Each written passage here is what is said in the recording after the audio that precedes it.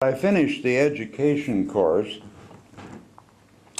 and I began to apply for jobs teaching in the elementary education field. My father was a grade school principal and I had thoughts that I'd wind up teaching a while and wind up in administration as he had for many years.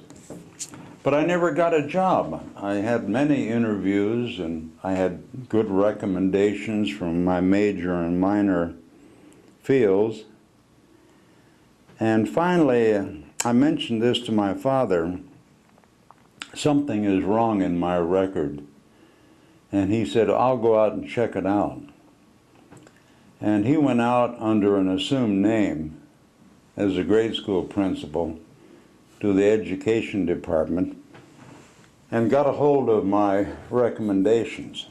I had 2 good recommendations, and I had a third unknown recommendation from an education department prof that I didn't know.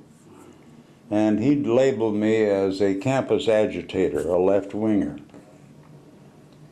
So my father copied this citation down and gave it to me, and I took it to this professor and said, I'm having trouble, I'm not getting a job interview. He says, well, keep trying. I said, I think there's something wrong with my recommendations, and he denied it. I shoved his own words in front of his face and said, these are your words, Professor Corbally. And he finally had to admit it. And I told him that I thought what he should do is to erase that from my record. That was not germane in terms of my qualifications. He said he would, but he never did. I kept applying for jobs and never got a job teaching. So happily, my wife was an RN and she was able to go back to work, keep us going.